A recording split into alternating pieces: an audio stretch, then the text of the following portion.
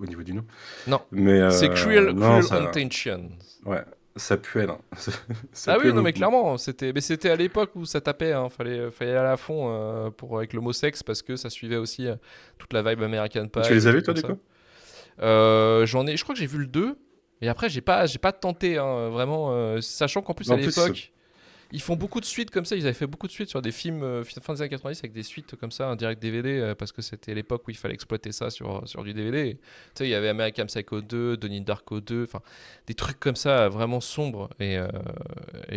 Ça j'ai vu, mais le reste du suite l'effet papillon de 2 Sex aussi. Crime. Oh, ah ouais, mais je crois qu'il y en a eu 4. Il y en a peut-être eu 3, ouais. Ah, 4, tu Ouais. crois? Je sais plus l'effet papillon, mais je sais que oui, effectivement, il y avait eu des suites un peu sombres en direct ou DVD, Mais en sachant que plus, le film est du quand coup, même bah, si t'as vu le 2, pur. si t'as vu le 2, tu peux peut-être dire, mais de toute façon, l'idée, quand tu fais des suites de ça, c'est quoi? C'est tu récupères la mécanique, en fait. Et du coup, une Ouais, fois que tu as alors utilisé la mécanique dans le premier, c'était plus du comme si tout tu la faisais même Usual chose. Suspects 2 et qu'à la fin, t'as le même twist, tu vois. Enfin, Alors ouais, il y avait ce côté en fait de qui a fait quoi, hmm. mais c'était moins alambiqué et peut-être un peu moins. Je sais pas si c'est une critique. De toute façon, il y a un message de fond de toute manière sur la classe populaire dans Sex Crime qu'on n'aura pas dans les suites, hein. C'est ce qui sauvait peut-être un tout petit peu le film peut-être à l'époque le premier, mais ça ils ont arrêté hein, le côté working class hero et trucs comme ça ils l'ont pas fait. Mais ouais non c'était vraiment pas terrible hein. Et après la suite je te dis pas que bon non quoi. Non, vraiment, vraiment, vraiment non. Par contre, je me suis concentré, alors du coup, pour préparer l'épisode, je me suis lancé vraiment les bras comme ça. Là, je vais dire, allez, vas-y, j'y vais. De me concentrer un peu sur la filmo de John McNaughton, donc le réalisateur de Sex Crime, qui est un spécialiste de ça, en fait, parce que c'est un réalisateur. Donc, c'est un réalisateur, producteur et scénariste américain. Et lui, il a fait beaucoup de séries télé. Il est formé aux Beaux-Arts à Chicago avant de passer à la production du visuel. C'est un truc qu'on voit justement dans Wild Things, le fait qu'il est passé aux Beaux-Arts, parce qu'il y a tout un délire avec la lumière, moi je reviendrai après. Il commence en fait à faire sa carrière sur des documentaires, notamment sur les tueurs en série avec Dealer and Death en 84. Puis c'est vraiment un passionné d'histoire et de serial killer parce qu'il fait que ça. C'est vraiment son délire. Et en fait, son premier gros film, ça va être, alors je sais pas si tu l'avais vu, c'est Henry, portrait d'un tueur en série en 86. Non, je Et bah, connais, c'est en, mais en rôle titre, c'est. non. Par contre, tu connais l'acteur, c'est Michael Rooker, Hmm. qui est dans Les Gardiens de la Galaxie, justement, qui Ouais, joue. ouais, c'est le gros pote de James Gunn qui fait beaucoup de choses. Ouais. Bah oui, oui, voilà, parce qu'il a fait Horribilis aussi, où il joue Hmm. le maire, je Oui, crois, de la quasiment dans ville. tous les James Gunn. Ouais. Ouais, c'est ça. Et en fait, ça suit. En fait, c'est un peu le proto. C'est arrivé près de chez vous. Ça, c'est ce qui a inspiré d'ailleurs. C'est arrivé près de chez vous. Puisqu'en fait, on suit le quotidien absolument dégueulasse en fait de tueurs en série dans le trou du cul des États-Unis quoi. Après, il sort un film qui, je l'ai vu pour le coup aussi, qui est assez particulier. C'est en 91. Il sort un truc qui s'appelle The Borrower, sur l'affiche où c'est marqué le film qui a fait hurler Avoriaz. Et en fait, c'est un film où c'est un serial killer extraterrestre qui est envoyé sur Terre par ses pairs parce qu'il fait trop chier, parce que c'est une condamnation pour lui. En fait, il l'envoie sur Terre et avec une malédiction, c'est-à-dire que sa tête d'humain va exploser toutes les 24 heures, donc il faut qu'il change de tête à chaque fois. Donc il faut qu'il tue les gens qui Ils veulent récupèrent leur leur tête, du corps. coup. Voilà, Ok. exactement, pour voler leur tête. Pour emprunter leur tête, comme The Borrower. Et en fait, c'est débile, et puis ça suit encore une fois, encore un quotidien de plusieurs gens qui sont dans la crasse, dans le dégueulasse, enfin, avec des flics aussi, encore une fois, qui suivent le parcours de cet extraterrestre, voilà, enfin, qui essaient d'enquêter derrière. Voilà, c'est son credo, les keufs, pas du tout à cab, hein, parce qu'il a quand même un regard assez, je dirais, complaisant envers les flics, sachant qu'ils disent bon ils sont un peu à la traîne, mais en même temps c'est pas leur faute, ils sont pas aidés. Voilà, il y a ce côté un peu là dans son message des fois. Il a fait aussi un film avec Mad Dog and Glory, qui est une espèce de comédie noire avec Robert De Niro, Uma Thurman et Bill Murray. Bill Murray qu'on retrouvera aussi dans Sex Crime et dans plusieurs films aussi du réalisateur, parce qu'il est dans un truc qui s'appelle Speaking of Sex, qu'il avait sorti juste après Sex Crime justement, encore du sexe. Où là c'est en 2001 il fait ça avec encore Bill Murray, James Spader, Catherine O'Hara. Et en fait, ça parle. Et aussi de l'actrice qui était dans Twin Peaks, c'est celle qui s'est barrée après la saison 2 en disant. Qui jouait Lara la meilleure Finnbag? pote. Ouais, voilà, qui jouait la meilleure pote de Laura Palmer en disant. Qui avait dit à David Bah, Lynch c'est bon, j'arrête les conneries. je ferai pas ton film de merde. D'où la, tu sais, c'est pour ça Attention, que- attention, attention. Ouais, non, mais c'est elle qui l'avait dit. C'est vraiment Ouais, dire, ouais, j'ai fait 2 ouais. saisons de Twin Peaks, c'est bon, ça me casse les couilles. Et ce film-là, en fait, c'est un peu le, tu sais, au début des années 2000, il y avait cette espèce de shrinksploitation. C'est vraiment ces films sur les psys, tu vois, sur les psys, sur les psychiatres. Tu sais, on avait eu Mafia Blues ou les conneries dans le genre, puis les Sopranos, c'était Mhm. quasiment un élément de la série, en fait, d'avoir un psy qui suit un mafieux.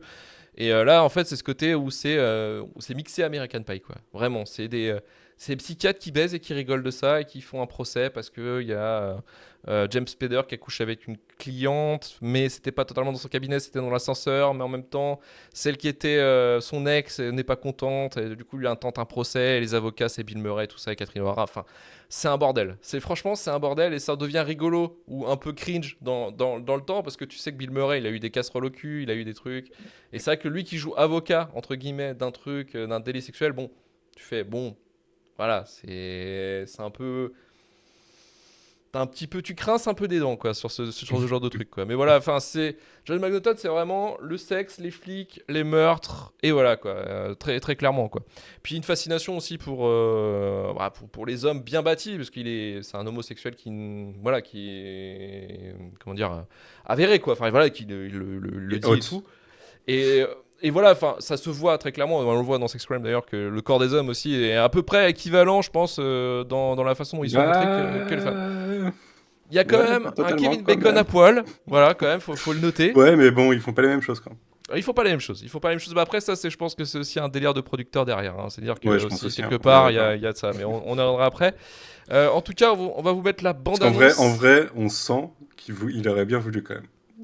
Oui, Que, ah que bien c'est sûr, le bien truc des sûr. deux Mais ça, côtés. j'y reviendrai parce que c'est un autre truc aussi qui est assez drôle dans la production du film. En tout cas, pour vous remettre un petit peu dans le bain, on va vous mettre directement la bande-annonce. Et si ça se trouve, on va se faire cut par Twitch. On ne sait pas. Restez avec nous. Ouais, mais sinon, ouais, ça va, c'est la bande-annonce approved. We come to the halfway point of our senior seminars. Our guests today come from the Blue Bay Police Department. Why don't we begin with a question? What is a sex crime? Not getting any. Welcome to the town of Blue Bay. Hi, Mr. Lombardo. Girls? So where's your hose, Mr. Lombardo? Where innocence can seduce, He started rubbing my shoulders. accusations can destroy, I'm innocent. You guys do sex crimes, right? When was this that Sam Lombardo gave you the ride? Did Sam Lombardo rape you? Yeah, okay, he did. He pushed me to the floor. and appearances can deceive. Kelly said that we should do this to hurt Mr. Lombardo. She found out that Mr. Lombardo was in love with her mom, and that was it.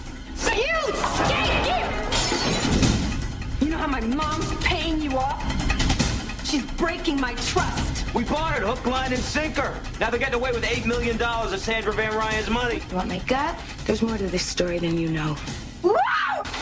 After tonight, the three of us not to be seen together again. After tonight? I was curious about how you see things working out for you and Sam and Susie. Excuse me? I mean, it's hard enough for one person to keep a secret, let alone three. Especially when two of them are in love. You don't really think Kelly and Sam are going to share that money with you, do you? Leave me alone. There is no case. Get out of these people's lives. Sam, I'm really nervous. I need you to be there for me tonight. We gotta stick to the plan. There's no one to trust. You can trust me.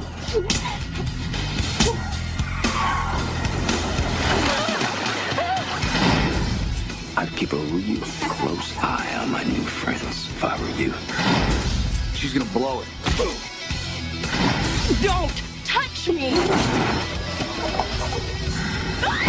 Wild things. Two's company, three's a crowd. Can I play too? Or is it just for boys?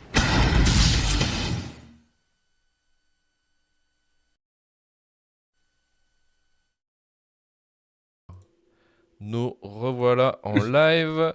Après cette Alors, bande-annonce où, au début, oui. j'ai dit c'est bien, il spoilait pas. Et après, Et si, en fait, il spoil en pas fait tout. beaucoup trop. il spoil pas tout non plus. Sex Crime, sorti en 98, Sex Crime ou Wild Things en VO, ou Les Racoleuses au Canada, est réalisé par John McNaughton sur un script écrit par Steven Peters, produit par Mandalay Entertainment et Sony Pictures, avec un budget de $20 millions et distribué sous le label de la Columbia Pictures. À la photo, c'est Jeffrey L. Kimball derrière la photo de Mission Impossible 2, Top Gun, True Romance et L'échelle de Jacob, qui choisit de tourner en 35 mm Panavision, qui donne au film un aspect grandiloquent avec son ratio 2.40. C'est vraiment ma boule. Je trouve que le truc, en fait, c'est ça qui m'avait assez surpris aussi. C'est la façon dont il filme. Vraiment, tout est grandiloquent. T'as les petits personnages dans des grands décors. Enfin, c'est assez incroyable, t'as vraiment l'impression qu'en fait de regarder des peintures à chaque fois, quoi. C'est assez fou. Sam Lombardo, interprété par Matt Dillon, est conseiller d'orientation sur le campus de la petite communauté de Blue Bay en Floride. Les étudiantes ne sont pas insensibles à son charme. Un jour, l'une d'entre elles, Kelly, sous les traits de Denise Richards, l'accuse de l'avoir violée. Au cours de l'enquête, une autre élève avoue avoir aussi été violée.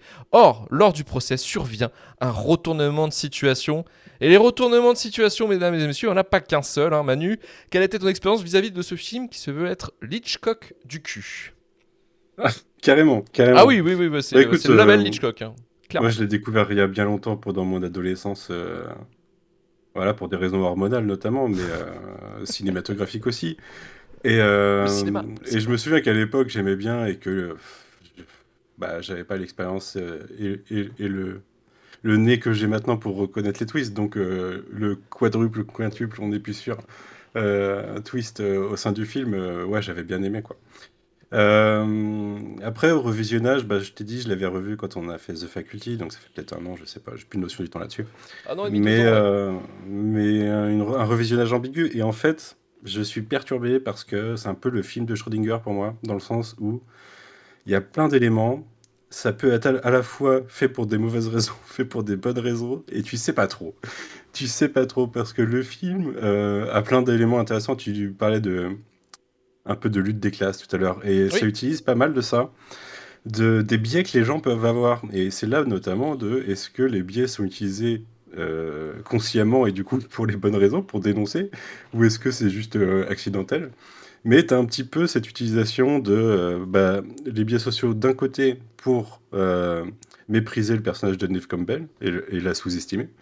D'un autre côté, pour placer le personnage de Matt Dillon en début de film face à un mec, enfin comme un mec qui est tout propre sous tout rapport presque, et qui se fait avoir par une riche, quoi, par une sale gosse de riche.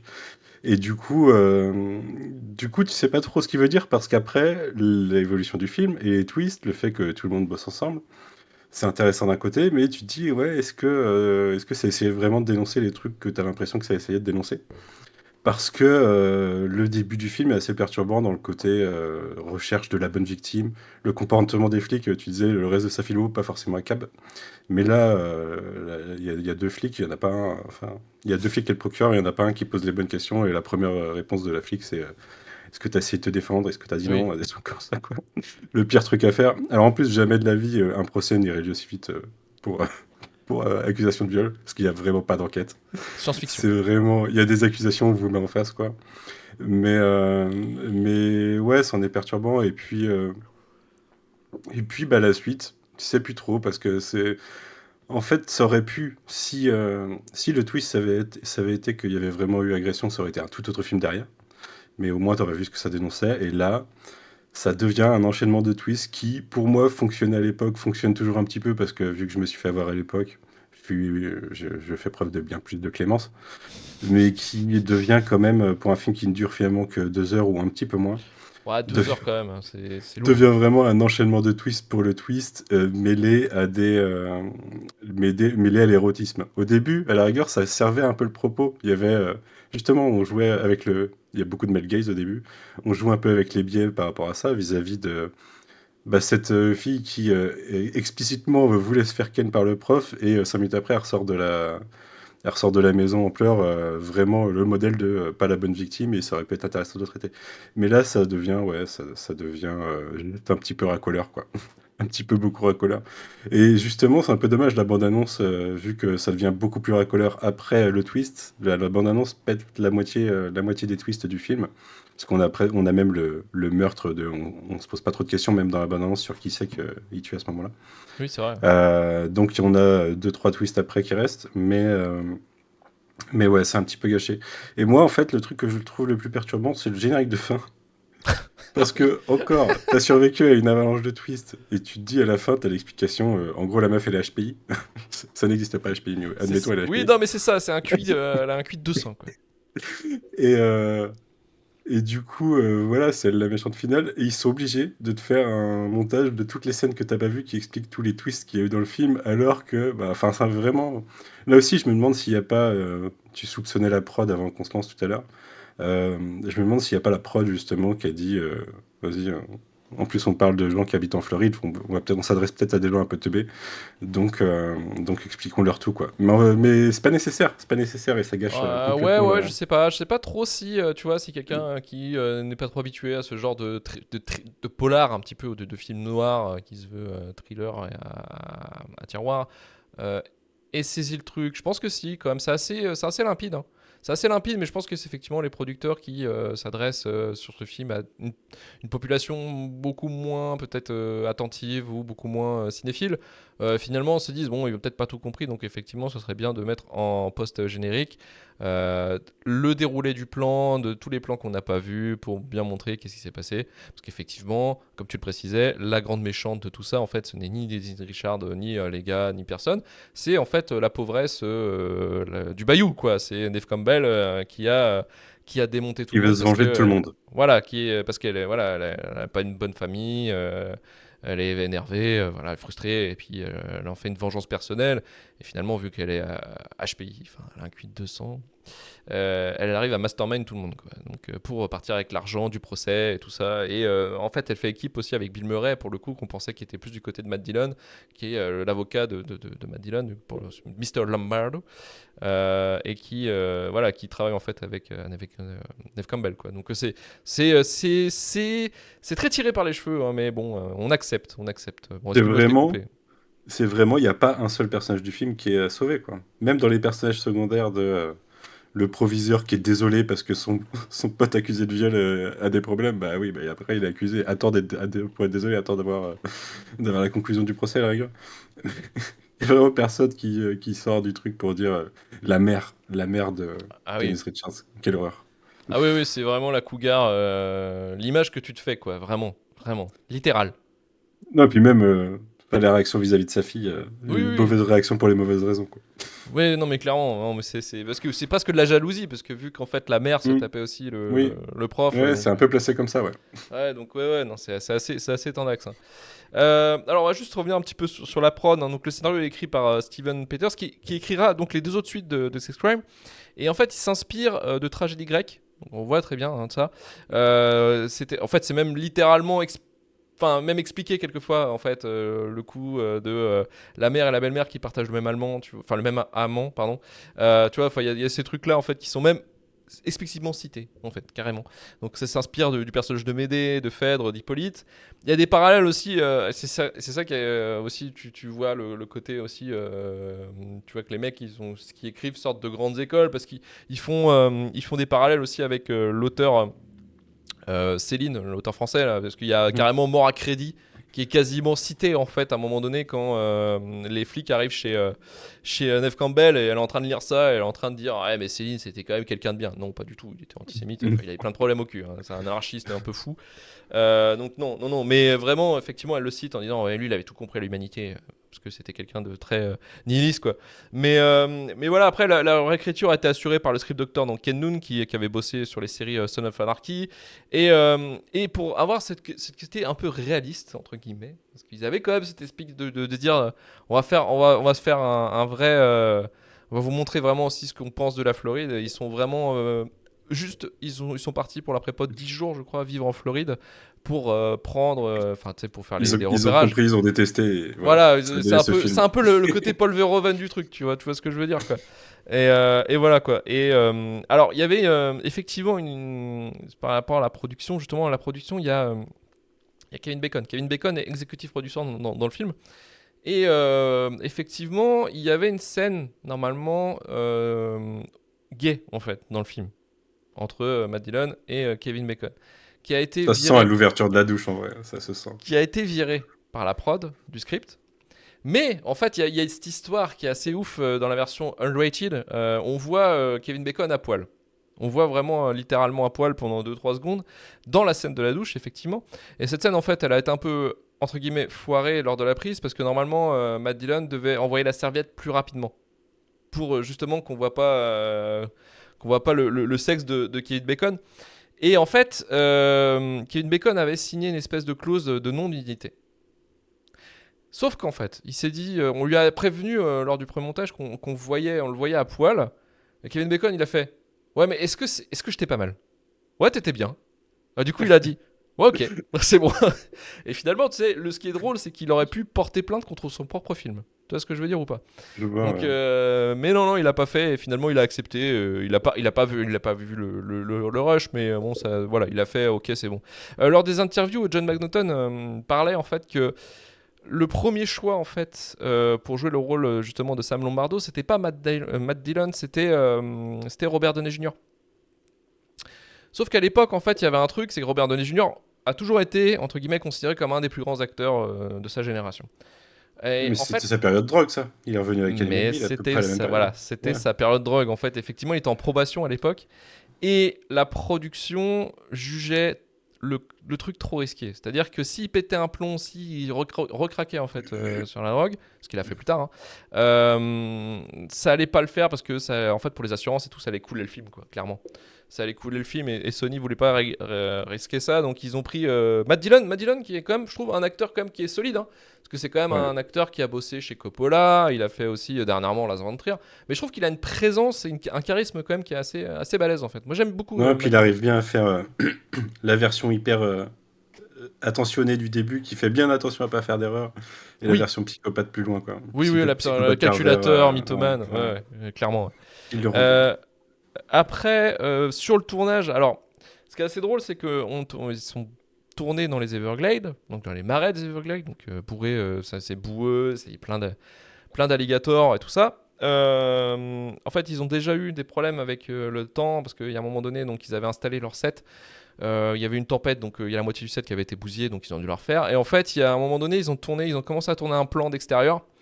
Et les techniciens à côté avaient remarqué, en fait, les électriciens, ils avaient remarqué qu'il y avait un truc qui flottait dans l'eau. Et ben c'était un cadavre, figurez-vous. C'était un cadavre. Donc les alligators n'avaient pas fini le taf de forcément quelqu'un qui voulait peut-être éliminer quelqu'un, probablement. Et voilà, donc ils ont retrouvé le cadavre. Et en fait, ils ont appelé les flics après avoir fini la prise parce qu'ils se sont dit, les gars, on est en rush. On est trop en retard, on a trop de thunes à perdu là déjà avec les conneries des tempêtes, donc on va attendre un petit peu. Après le film quand même, 20 millions de budget, c'est quand même plutôt propre. Il est vraiment très propre. En fait, j'y reviendrai parce que c'est vrai que le choix du chef-op d'avoir pris un Panavision, vraiment que le truc soit en scope, c'est assez ouf, mais en même temps c'est un espèce de truc... Ouais, je veux dire, pas de poseur, mais il y avait cette idée de faire, en fait, vu que l'intro, tout ça nous fait voyager dans les Everglades, dans les marais, on voit les plans d'alligators. Et en fait, avec la musique aussi, qui est insupportable, mais qui marche plutôt bien dans ce que ça veut dire, parce que c'est vraiment ce que je te disais en intro. Il y a ce côté, en fait, où on veut faire le côté bestial. En fait, tout le monde est un côté prédateur, animal. Ouais. Voilà, je me demande s'il n'y a pas des paroles de chansons à un moment vis-à-vis de ça, vers le début, peut-être. Je sais pas, il y a un truc, mais il y a vraiment un côté prédateur qu'ils essayent de... Ouais, tu sens, tu sais, c'est ça fait réfléchir, l'homme est un loup pour l'homme, mais avec des alligators, là. Exactement. Mais tout le monde a un côté animal, tout le monde a un côté... Vraiment, tu sens qu'il y a une chaîne alimentaire qui se fait, en fait, clairement, entre les personnages. C'est pour ça que ça participe à cette idée de je sais pas trop ce que le film essaye de dire des fois, parce que ça, c'est évident qu'il y a ce message là-dedans. Et pourtant, il y a des trucs, je sais pas si c'est accidentel ou pas, mais...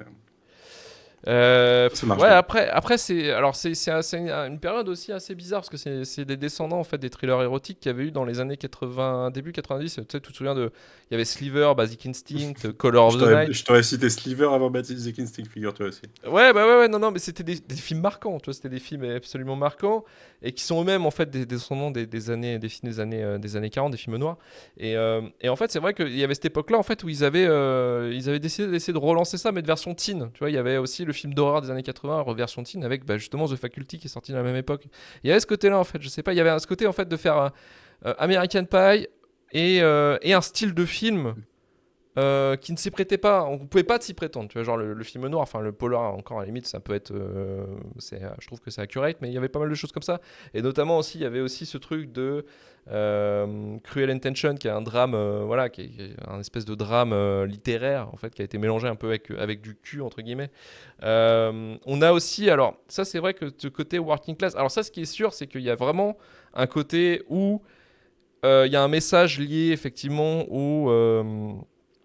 à la classe pauvre qui essaie de s'en sortir, en fait. Et vraiment, ça a été appuyé par McNaughton, qui mettait bien en évidence sur un podcast, en fait, qui disait que, effectivement, moi, c'était vraiment ce qui m'intéressait dans le projet, c'était vraiment de dire, c'est pas parce que tu es dans une classe populaire que tu peux jamais t'en sortir. Bon, alors, il y a des moyens de s'en sortir, effectivement. Il y a un côté un peu, je pense, c'est un peu un côté rêvé, peut-être fantasmé de la méritocratie, mais un peu déviante, si tu veux, un petit peu dans l'idée, quoi.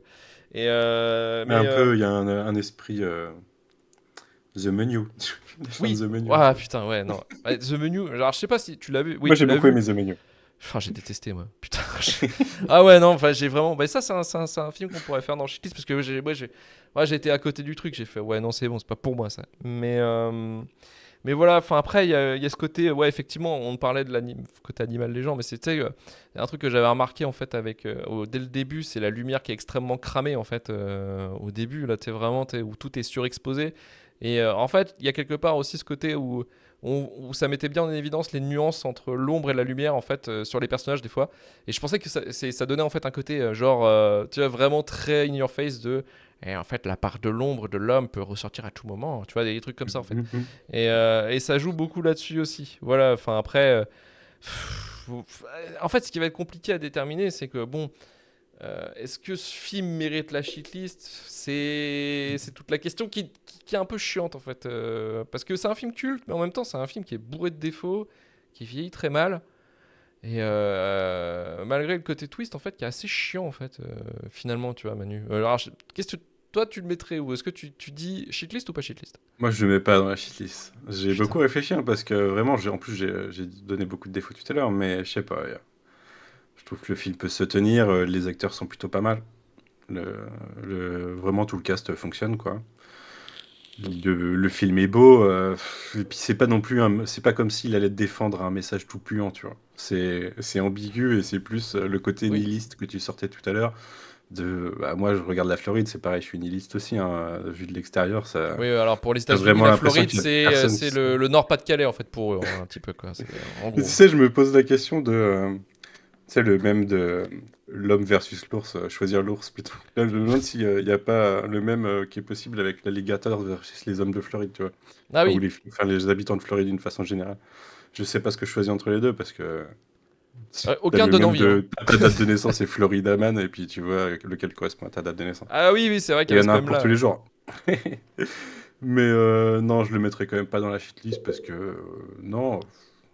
C'est racoleur, mais franchement, ça fait pas non plus de mal. En plus, c'est presque plus racoleur dans l'esprit que racoleur sur place au final, quoi. On a vu pire. On a vu largement pire. Oui, et puis même alors plus tard, certes, ça joue dessus, hein, mais on a vu pire. Bon, si on a vu pire, moi c'est mon côté, c'est pareil, je crois que je le mets pas dans la shitlist. En fait, c'est le meilleur déjà pour moi. Alors, je sais qu'on n'est pas d'accord là-dessus, mais pour moi, c'est le meilleur rôle de Neve Campbell. Je déteste, non, je déteste ce script. Non, c'est La Vie à 5 son meilleur rôle. J'ai pas vu La Vie à 5. Je n'ai pas vu La Vie à 5. Mais Dennis Richards, non, c'est pas son meilleur rôle. Je pense que son pic, c'est Starship Troopers. Mais Matt Dillon, après, c'est pareil, il a fait d'autres films plus intéressants, Kevin Bacon aussi. Bon, Bill Murray, c'est. Ouais, pour moi, ça reste quand même si c'est le puant, je pense que c'est peut-être. Non, ouais, je sais pas. D'ailleurs, cette partie est bizarre parce que ça se résout vraiment très vite. Je me demande si c'était pas plus long à la base, tu vois. La partie procès et Bill Murray est très peu utilisée au final, alors que c'est presque anecdotique dans l'histoire. Alors ouais, je pense, je sais pas, je pense pas que vraiment l'aspect, en fait le tribunal, la résolution, tout ça, je pense que c'était juste un élément pour dire ils vont avoir l'argent. Voilà, en fait, parce que tout tourne autour de cet argent du procès, de ce faux procès en fait. Et qui était en fait, en plus, oui, c'est ça, c'est pour flouer la mère qui a reçu de l'argent du grand-père. Voilà, pour Non, que c'est quand son mari est mort, je crois. Enfin, ouais. Oui, En en tout cas, fait, c'est le personnage de Kelly, du coup, aura pas l'argent avant que sa mère meure, donc voilà, mais bon, qu'elle voilà. sait que sa mère va peut-être vivre comme Inacceptable. la reine d'Angleterre, donc voilà, elle veut raccourcir vraiment le temps, quoi, Le délai. finalement. Mais le délai, ouais. Mais non, après, je t'avoue que moi, je mettrais, ouais, je suis pas très fan du film, mais je pense qu'effectivement, en fait, l'aura du film et le côté culte, en fait, le fait éviter la shitlist. Et puis en plus, Mais il y a un côté succession où c'est que des personnages détestables qui se font souffrir les uns les autres. oui, ouais, T'as ouais, ce bah, il y a petit ça. truc de à chaque fois que quelqu'un gagne, tu sais que c'est un connard, mais c'est pas grave, c'est un peu. Oui, voilà, mais voilà, enfin, je le trouve un peu niais, un peu con, mais bon, est-ce que c'est un mauvais film? Non, je trouve que t'as, au niveau de la technique, comme on disait, en 20 millions, avec tout ce qui a été impliqué, que ce soit le set ou l'image, ou enfin, vraiment tout ce qui a été mis en place, franchement, c'est assez propre. Mais c'est vrai que bon, voilà, c'est. Il y a quand même un truc, ouais, d'ailleurs, j'en ai pas parlé, mais j'ai parlé d'autres choses. Mais, le côté, au final, c'est un procès pour fausse accusation de viol, ça participe malheureusement à la vision de il y a des procès pour fausse accusation de viol, alors que statistiquement, c'est 1% des cas, je crois. Ouais, c'est rien du tout hein, dans toutes les statistiques. Déjà c'est clair. que je crois que les plaintes, il y a genre 4% qui arrivent au procès, alors les plaintes pour Les fausse fausses accusation. plaintes, ouais, les fausses accusations, ouais, c'est, à mon avis, c'est une tous les 10 ans, quoi. Non, mais ouais, après, cette image-là, je sais pas, parce que après, c'est un film quand même qui tu sens qu'il est resté dans son temps, si tu veux, dans le sens où, bah, tu le regardes maintenant, tu fais, ouais, bon, c'est les années 80, enfin 90, quoi, tu fais, bon, c'est bon, tu la vois, la capsule temporelle, tu vois pourquoi ils ont fait ça comme ça, tu vois, bon, voilà, enfin, je pense que effectivement, pour moi, ça a pas. Parce qu'au ça a final, pas- je dis ça sur ça, mais tu sais que la police fonctionne pas comme elle fonctionne dans le film. Tu sais que la justice Oui. fonctionne pas comme elle fonctionne dans le film. Donc bon, à partir de là. Oui, voilà, c'est ça. Ouais. Et puis bon, les flics, ils m'ont l'air quand même bien nuls parce que c'est vrai que la coéquipière de Kevin Bacon apprend toute la vérité, genre quand tout est fini, quoi. Non, mais c'est ça qui est assez ouf. Donc vraiment, et puis c'est les questions peut-être primaires en fait par rapport à la famille de Neve Campbell qui auraient dû être posées, je pense, et finalement Ouais, bien sûr. finalement qui ont pas été là, quoi. Mais bon, En fait, bref. quand tu mets quand tu mets un témoin à charge dans un procès pour agression sexuelle, en Sans général, il y a savoir un vérifier le background check, background, tu vois. ouais, c'est ça. C'est assez terrible. C'est assez terrible, mais bon, écoutez, le film ne mérite pas la shitlist, il ne sera pas dans la shitlist. Je crois que ça va être le 4e film d'affilée ou le 3e film Il est d'affilée. donc mieux que Rogue One. Il n'a pas... Ben oui, et Dune et tout ça, enfin bref, comme d'habitude. Donc, Sex Crime ou Wild Things ne sera pas dans la shitlist et on va pouvoir passer au courrier des Durandos. Un courrier de Durandos, c'est votre moment pour vous exprimer sur le film et nous faire de recommandations. Et aujourd'hui, donc pour Sex Crime, on avait Ace Modi qui nous dit en vrai un film qui a un peu plus à dire que juste son concept, aguicheur, type Hollywood Night, comme le côté lutte des classes qui ont Hollywood sous-texte. Night, ouais. Fucking Sniffy nous dit thriller érotique à tiroir à la lisière du pastiche décomplexé qui expose les plastiques et les vices à ses anti-héroïnes aussi facilement qu'il aligne les rebondissements mi-imprévisibles, mi-incohérents. Mais c'est vrai que bon, l'incohérence aussi, c'est très tiré par les cheveux. Sa lecture post-adolescence et post-MeToo sape cela bien son statut de film culte. Et Mia Seven qui nous dit je pense que comme 90% des gens, à part la piscine, zéro souvenir. Alors c'est vrai que la scène de la piscine, c'est la scène où Neve Campbell et Dennis Richards s'embrassent en fait. Hein, c'est ça en fait qui est filmé par Kevin Bacon. Voilà, c'est une des films enfin les statues, enfin de scènes cultes en fait du film qui a tourné, et même avec le plan où ils sont à 3 dans le motel aussi. Ouais, mais quand je citais The Faculty en début de film, c'est que le personnage de Zig vend des cassettes vidéo. Et dans le film, c'est des cassettes vidéo de la scène de Sex Crime. Il dit Dennis Richards, Neve Campbell, Full Frontal, c'est ça quoi. Et ça m'étonne pas du tout que Robert Rodriguez soit un fan de Sex Crimes. Moi non plus. Tu vois, ce truc-là, c'est clair que non, ça me surprend pas. Bon, un petit jeu, Manu. Petit jeu. Donc, le film est sorti en 98. Oui. Le film est sorti en 98. Ok ? Alors, remets-toi dans l'époque 1998. Armageddon. Armageddon direct.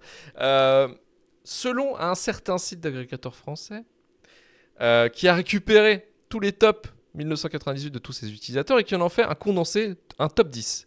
Alors, selon toi, quel est le top 10 de 1998 selon ses utilisateurs ? C'est des films que tu as tous vus. Hein. Tu les as tous vus. Ouais, mais après, j'ai un doute sur les dates de sortie. J'ai un doute, Titanic, c'est 97 ou 98, mais je veux dire... C'est 97, Titanic. Ah. Donc déjà, tu peux l'enlever. Je t'ai dit Armageddon. Armageddon n'est pas dedans. Armageddon, je crois qu'il est, il est en bas du classement, il me semble. Mais attends, parce que on va commencer on va peut-être faire du 10 au premier. Je vais essayer de te les faire deviner, ça va être plus simple. Le 10e, c'est un film qui est réalisé par Alex Proyas. Dark City. Exactement, Dark City, ouais. Le 9e, alors le 9e, je sais pas si tu l'as vu celui-ci. C'est un film finlandais. C'est un film finlandais qui est connu, hein, vraiment, qui a un statut culte, qui fait partie du Dome 95 avec Lars von Trier, tout le bordel. C'est un film où le titre, maintenant, on l'utilise quand il y a des révélations dans une famille, lors d'un dîner. C'est une expression maintenant qu'on balance, hein, généralement pour déconner ou des trucs comme ça, pour dire il y a les vérités qui ont été balancées lors du repas de famille. C'est... je sais pas si tu l'as vu, c'est un film de Thomas Wittenberg. Non, ça me parle pas. Festen. Ah, d'accord, ok. Festen. On utilise ça comme... Ouais, non, moi des fois, moi souvent je l'entends, dire, Okay. il a fait un Festen au repas de famille ou des trucs comme ça, tu vois. Le 8e, c'est un film qui a été cité alors il y a pas longtemps par Karim, c'est un film avec Benicio del Toro et Johnny Depp. Tiens, les deux? Ouais, ils sont un duo, il y en a un qui est un mec complètement À la drogué. 9e porte ou un truc comme ça? Non. Ah, ça se passe dans le Nevada. Ouais, mais... Putain. Las Vegas Parano? C'est ça, Las Vegas Parano, ouais. Las Vegas Parano qui est 8e. Alors celui-ci, c'est un film qui est réalisé par un mec dont tu trouves ces films absolument chiants. Terrence Malick, La Ligne Rouge? Exact. Allez, bam, c'est ça. La Ligne Rouge. Là, c'est un Disney. C'était bien, très bon indice. Hein. Ouais. Un Disney, alors 98. Aladdin, c'est plus 94 cette histoire. Ouais. Ah, c'est tard. 98, un grand succès Disney. Hein. Ouais, grand succès Disney qui aurait eu le droit lui aussi à son live action. Mulan? Et c'est bien Mulan, effectivement. Si, c'est Mulan. Celui-ci, c'est le film préféré quand t'es au collège. Pour dire que la société, c'est de la merde. Mais il y en a plein. Ouais, mais alors celui-ci... Fight Club, c'est 99. Ouais, Fight Club, c'est un an plus tard, ouais. C'est... Requiem for a Dream, c'est 2012. Non, 2001. c'est 2000, ça, ouais. Oui, c'est ça, c'est 2000, Requiem for a Dream. Non, c'est vraiment un film sur le racisme. American History X. C'est ça, exactement. Tout à fait. Là, le J'aimais quatrième beaucoup American History X au collège. Bah, franchement, je l'aime toujours. Alors moi, ça fait très longtemps que je l'ai vu, mais de ce que je m'en souviens, j'avais aimé. Film français, ultra connu, qui est rentré dans la pop culture française. Enfin, c'est un film, de toute façon, tout le monde l'a vu. C'est Le Dîner de Con, effectivement, ouais, tout à fait, de Francis Weber. Alors là, on arrive sur le top 3. Le top 3 va être assez simple. C'est un film de Spielberg en 3ème position. En 98. Ouais. Putain. Faut un doute. Comment on pourrait te dire... Munich, c'est plus tard. Non, Munich, c'est 2004, Munich. Mais c'est un peu lié. Si tu penses Munich, si tu penses la liste de Schindler... Le pont des espions, c'est vachement récent. Non, c'est 2016. C'est un peu lié. Bah, je l'ai pas. Forcément, c'est lié à une guerre.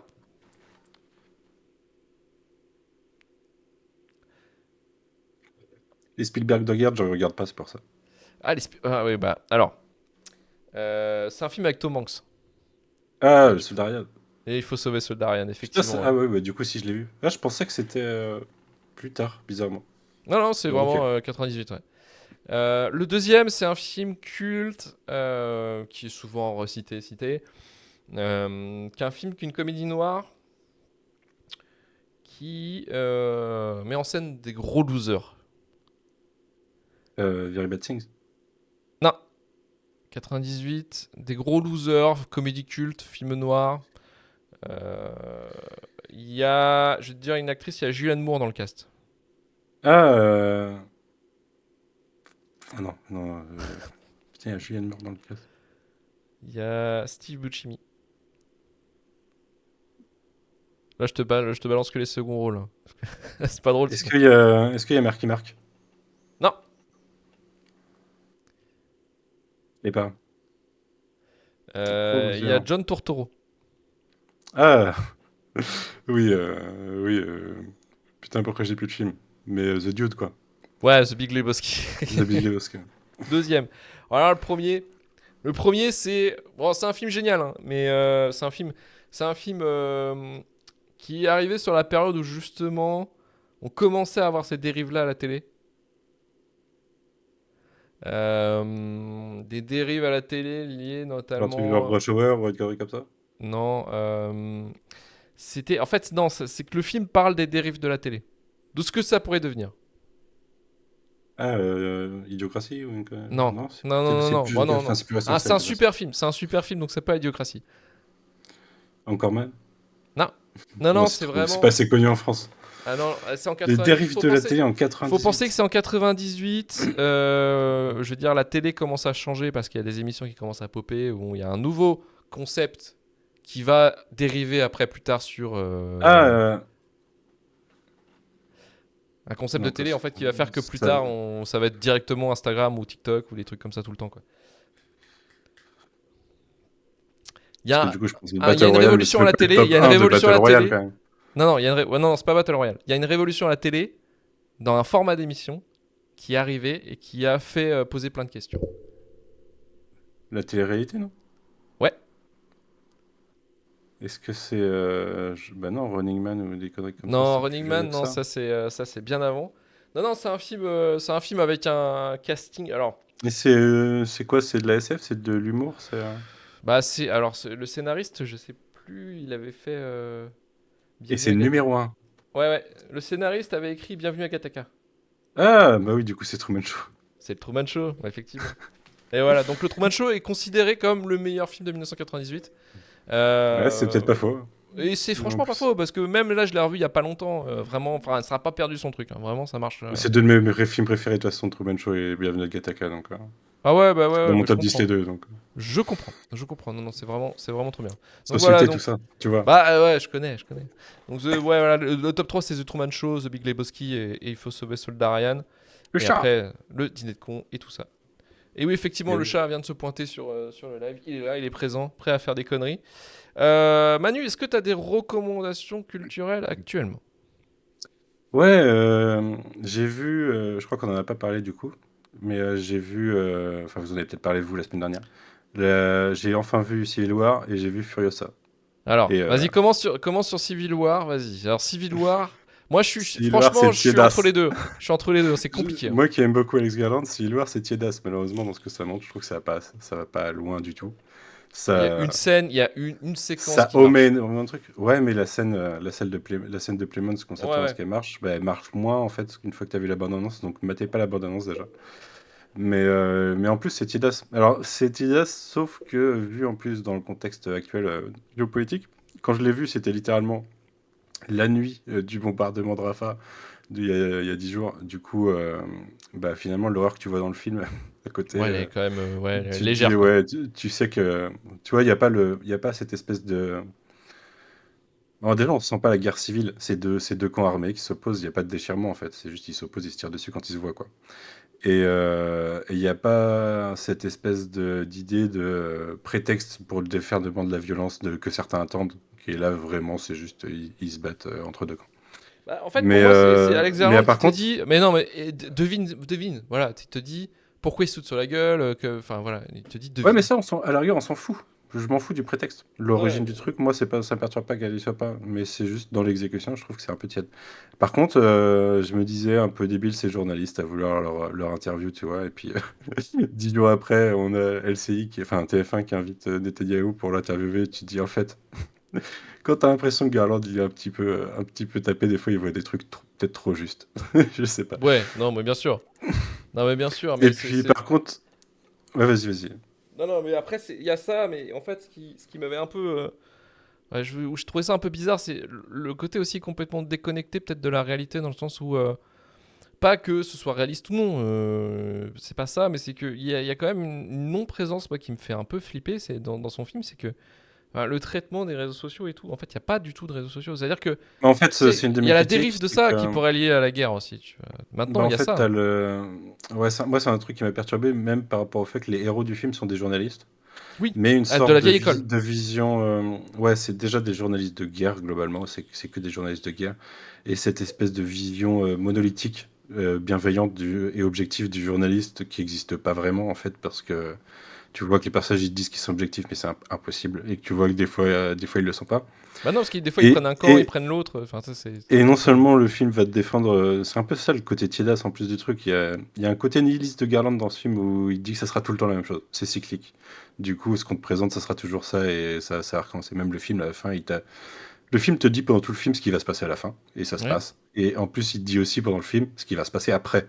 Et du coup, comme ça s'arrête, tu sais ce qui va se passer après. Mais, euh, mais oui, comme il a ce côté objectif des médias qui sont là que dans ce but-là, il passe totalement à côté de l'idée que le président qu'on voit au début est très Trump inspiré, hein, et du fait que les médias ont participé à ça. Et du coup, toute cette dérive-là, en effet, comme tu le dis, les réseaux sociaux et les médias et la guerre de l'information, elle n'existe pas dans le film. Bah C'est non. un peu bizarre. Mm. Et pourtant, ils se font un peu la course, hein, parce qu'il y a des reporters qui sont avec une armée aussi, tout le temps, qui sont collés au cul à eux, quoi. Mais Mm. et qui, bon, enfin, entre guillemets, dit on vous a un peu baisé sur l'exclu, quoi. Donc, ouais, c'est bizarre. Enfin, c'est assez étrange au niveau du ton. Et effectivement, bah, c'est comme un peu tous ces films pour moi. C'est qu'il a toujours le cul entre deux chaises. Ou des fois, il est trop. Ouais, je dis trop peut-être. Il en dit pas assez. Et que des fois, il pense à un truc. Et en fait, tu comprends pas, quoi. Enfin, des fois, c'est ça, en fait, son problème. Moi, je trouve, dans ce qu'il veut raconter, des fois. C'est toujours sa limite. Hein. Et pourtant, comme je disais dans l'épisode de Annihilation, hein, Il a pas le côté viscéral de Men ou de même ouais, Ex mais il a pas Machina. l'émotion. De toute manière, l'émotion, Mm. lui, c'est un truc qui n'existe pas. Mais il y a ces personnages, moi, je trouve toujours trop froid et tu t'attaches pas ou tu prends pas parti. Enfin, bref. Bah justement, il y a un truc, c'est que pour moi, je l'ai résumé un peu comme ça. Dans ses autres œuvres, que ce soit, enfin vraiment toutes ses œuvres avant, les personnages, ils se radicalisent au cours du film. Et là, t'as l'impression que le personnage qui est là pour être le personnage témoin qui évolue pendant le film, Jesse du coup, euh, bah, il se refroidit quoi. Enfin, il se tiédise. Il file vers le centre. Il y a une sorte de trajectoire de personnage qui est inverse à ce qu'ils font d'habitude. Et c'est un peu bizarre. Mais après, ce que disait Marie-Clémentine, c'est vrai que Devs, alors j'ai pas vu de Devs, mais ce qu'elle me disait, c'est que il y a beaucoup plus d'émotions que dans tous ses autres œuvres en fait. En Ah, soi. c'est 8 épisodes d'une heure, donc ça aide déjà. Ouais, Mais déjà, je pense pour le mais développement, c'est son effectivement. œuvre la plus aboutie, ouais. Oui, je pense que c'est quelque chose aussi qu'il a pu contrôler de A à Z quelque part aussi, Mm. quoi. Donc, parce que c'était une commande de la part. Alors je sais plus, je crois que c'est sur HBO, non? Je sais plus. C'est ça, non? C'est FX, je dirais. C'est Mais... FX, ouais. Mais ouais. Après, FX ou HBO, mais c'est un des deux. en tout cas, faudrait que je regarde. Hein. De toute manière, c'est bon, j'ai une corpo à chaque fois qui me rappelle qu'il faut que je regarde cette série. Il faut que je me lance, Oui. c'est vrai que là-dessus. J'ai déjà vu deux Euh, fois, moi. Toujours le même. Après, t'avais Et du coup, Furiosa. j'ai vu Furiosa. Que j'ai Bon, beaucoup tu aimé. peux en fait, rebalancer parce qu'il faut y aller. De toute manière, il faut y aller. Non, mais je vais pas trop détailler le film, mais surtout, j'avais un certain nombre de retours, à la fois positifs et négatifs sur le film avant. Je n'avais pas envie de me positionner avant, vraiment. Mais j'ai essayé de rien attendre. Et je pense que, en ressortie de film que j'ai beaucoup aimé, je pense qu'un des trucs qu'il faut pas attendre, c'est Fury Road 0, quoi. Parce que, en effet, c'est pas Fury Road, en fait. Ça raconte autre chose qu'un aller-retour dans le désert. C'est sur plus longtemps, ça tourne autour d'un personnage. Et non, je trouve ça. Alors, ouais, en fait, il souffre forcément de la comparaison du fait que beaucoup de gens maintenant mettent Fury Road en porte-étendard du cinéma, alors que, en effet, je sais plus qui me l'a rappelé l'autre jour sur Twitter, je me souviens de l'époque il y a plein de gens qui étaient en mode, il n'y a pas de scénario, ça tient sur un post-it et tout. Oh, oui, Parce oui. que les gens, ils comprennent pas ce qu'est un scénario. Mais non, c'est beau. Ça use beaucoup plus, par contre, ça va peut-être perturber ça visuellement. Des petits accélérés qu'on a dans Oui, tous mais les Mad Max. c'est son emprunt Mais ouais, au cinéma muet, en fait. C'est ça, en fait. Ouais, non, c'est totalement à propos. Et en fait, je trouve ça intéressant dans plusieurs éléments narratifs, et notamment, ça refait une intro à la Mad Max 2. Oui. On l'a aussi dans Fury Road d'ailleurs, Oui, mais un oui. peu moins détaillé. Et là, on a un peu plus ça pose un peu plus le potentiel de World of Mad Max, tu vois. Parce qu'à la fin de l'intro, ça zoome sur l'Australie, tu te dis ça Oui. pourrait zoomer ailleurs dans un autre film et tout. Et c'est un peu, en fait, si tu veux, ça suit le truc de ce que veut faire George Miller sur Furiosa, c'est raconter une histoire, en fait, raconter une légende. Et je trouve qu'il est intéressant sur un certain nombre d'éléments, c'est qu'on perturbait des gens, mais pour moi, il y a un peu le même côté, le côté perturbant de Star Wars 8, par exemple, où les gens ils se sont dit c'est pas comme ça que Luke est dans ma tête. Bah là, il y a un peu la même chose avec des personnages qui sont plus légendaires dans Fury Road et qui là c'est dans leur passé. Du coup, ils parlent. Enfin, je pense à Immortan Joe. Hein, c'est pas un spoiler de dire qu'il y a Immortan Joe dans le film. Le personnage est un peu désacralisé par rapport à Fury Road et du coup, je pense que ça en a perturbé pas mal. Mais je te dis élément direct, moi, j'ai vu avec Marie. Elle a regardé le film, enfin, au cinéma, elle voit Immortan Joe, elle fait ah bah il est là lui, ah bah tiens, ah bah voilà autre chose. Bah, c'est pas très étonnant. Hein, Ah non. Pour raconter ce que ça devait raconter, c'est pas étonnant qu'on ait Immortan Joe à un moment du film. Mais ce qui est intéressant aussi, c'est que on sort un petit peu d'un certain traitement des personnages soit qui subissaient la violence du monde post-apo, soit qui profitaient justement du monde post-apo pour déchaîner leur violence, ou comme le personnage de Tina Turner, qui s'est servi de ça pour monter en puissance, ou du coup c'était de la violence d'opportunité et d'envie, on va dire. Et il y a un personnage du coup dans le film qui est assez intéressant dans le sens où il vient développer autre chose. Il vient développer l'idée d'être devenu comme ça par pure survie en fait, par pure survie pour s'occuper l'esprit pour pouvoir survivre. Et c'est quelque chose qu'on n'avait pas en fait dans la vision de ce monde-là jusqu'ici et du coup qui ajoute forcément un petit peu de profondeur et qui permet de raconter autre chose que ce qu'ils ont raconté d'habitude quoi. Donc dans l'ensemble c'était bien quoi. Même si j'étais extrêmement perturbé par le personnage de Jack. Pour moi, c'est Denis Ménochet, mais oui. Alors, j'ai l'impression qu'il y a que moi qui vois ça. Tout le monde voit son héros monolithique là-dessus. Là, en ce moment, c'est Kojima qui l'a vu 8 fois le film et qui est en train de dire c'est lui qui aurait dû faire Solid Snake dans Metal Gear. C'est lui. Moi, je vous le dis. Ah, mais bon. Il y a que lui qui peut le faire. Non, mais il y a plein de gens qui ont été. Même les seconds rôles sont quand même assez marquants dans le film. Hein. C'est quand même casting. Moi, je trouve que tout le casting est vraiment très solide. Et non, c'était un excellent film. Moi, je pense que je le reverrai. Il y a un truc, enfin moi, une des critiques principales, c'est un peu comme le générique de fin de Sex Crime justement. Hop, j'ai raccroché la gamme. C'est que j'utilise le générique de fin pour raccrocher à Fury Road, de façon très explicite. En fait, c'est regardez le futur, c'est ça. Vous l'avez déjà vu sur Fury Road. Et, oui, mais quelque part, c'est aussi une invitation peut-être à aller voir aussi Fury Road. Alors ouais, mais après. La plupart des gens qui ont vu Fury, ça, je pense, auront vu Fury Road avant. Et c'est ce qui limite, je pense, c'est ce qui limite en fait, comment dire, l'envie des gens d'y aller. Tu vois ce que je veux dire ou pas ?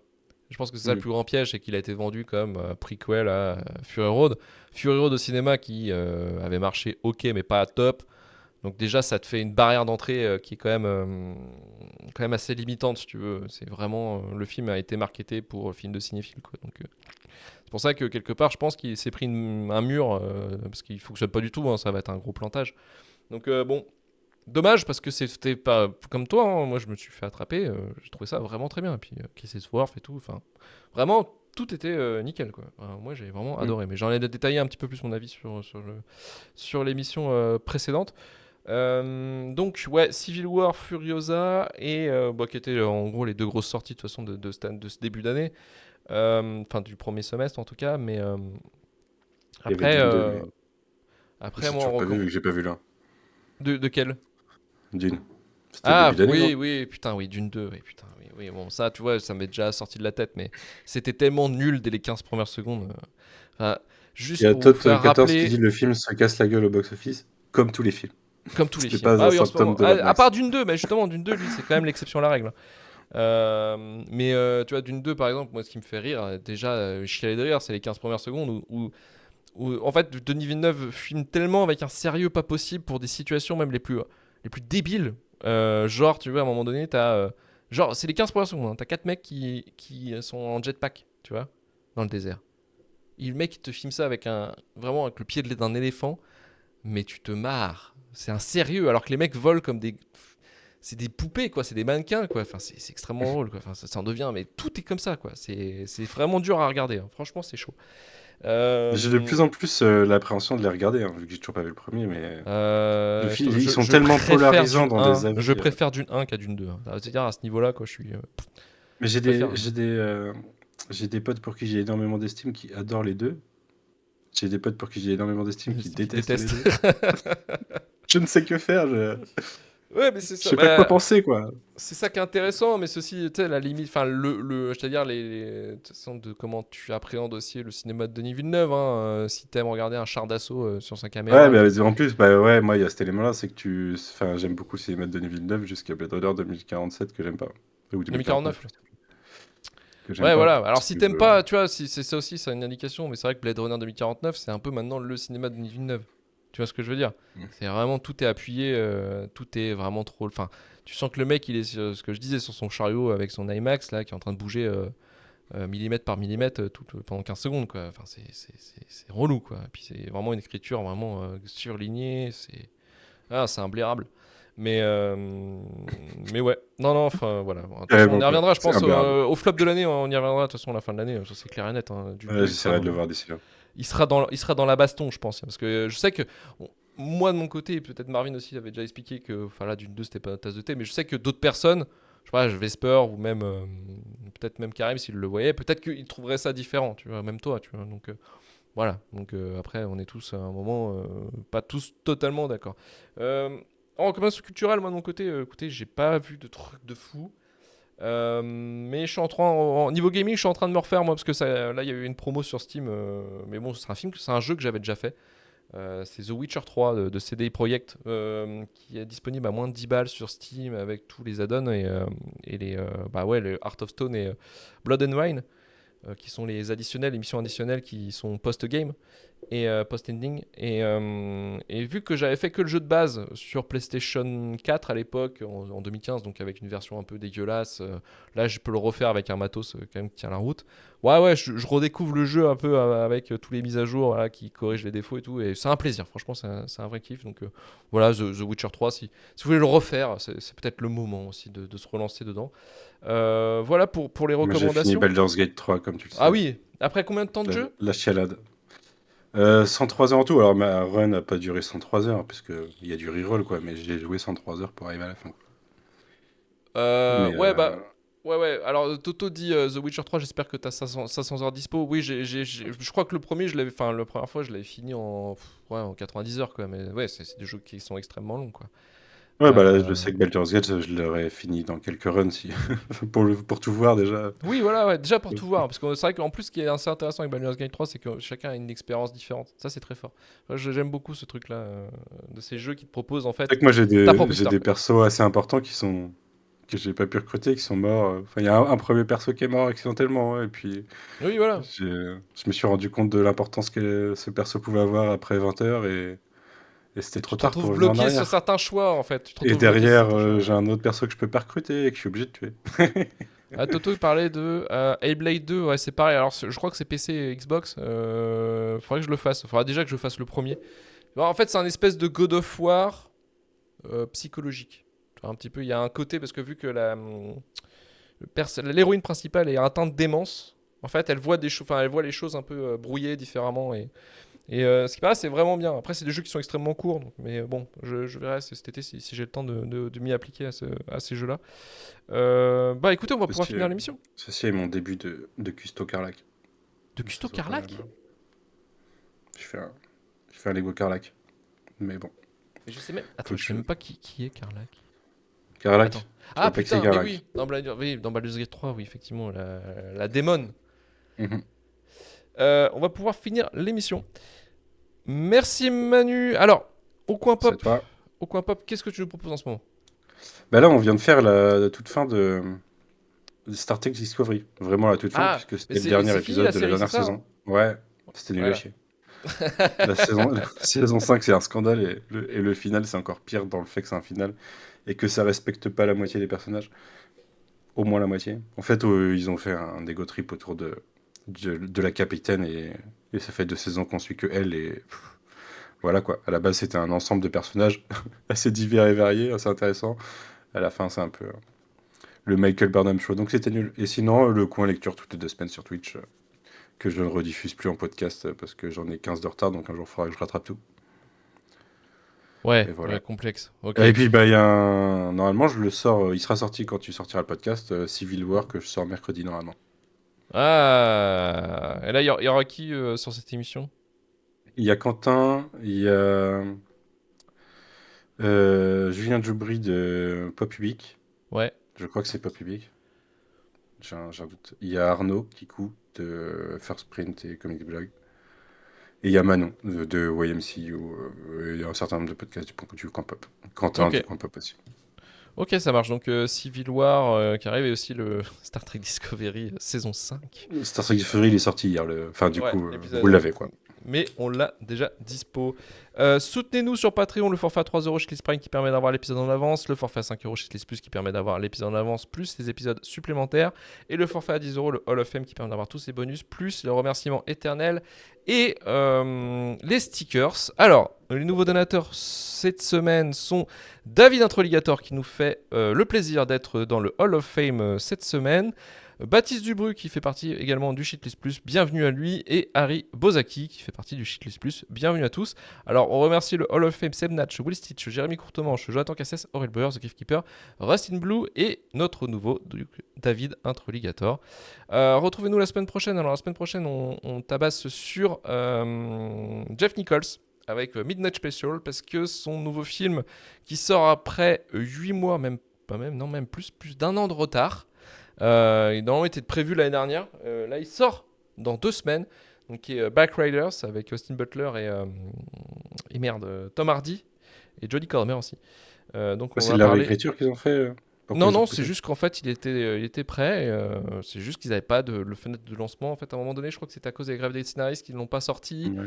Si c'était il y a un an, ça peut être ça, ouais. Ouais, et du coup, en fait, ils n'avaient plus de fenêtre de sortie pour le ressortir, et pour le coup, là, ils ont décidé que c'était au moment où tous les blockbusters sont en train de se casser la gueule, c'était le moment pour envoyer ce film briller au casse-pipe.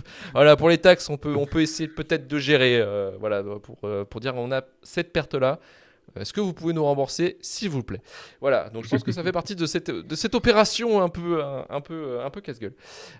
Donc voilà, donc ce sera forcément, on va forcément parler de Jeff Nichols, mais on va forcément aussi parler de son frère également, que Marie-Clémentine nous dit, qui est un grand zikos. Donc voilà, Midnight Special la semaine prochaine. Donc Manu, t'es sûr, toi t'es là, et peut-être Marvin avec nous aussi également pour en parler. Retrouvez-nous donc sur Twitter, Blue Sky, Instagram, TikTok et sur notre Discord, notre chaîne Twitch et YouTube pour le live et la VOD. N'oubliez pas de mettre les étoiles sur Apple Podcasts, Podcast Addict ou Spotify. Et bien sûr, vous pourrez retrouver aussi les autres épisodes de Shitlist si vous vous abonnez, et également le début de la fin dont on a sorti l'épisode sur 10%.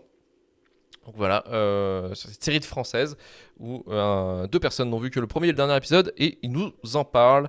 Et on se dit à la semaine prochaine. Merci à tous. Allez, ciao, ciao!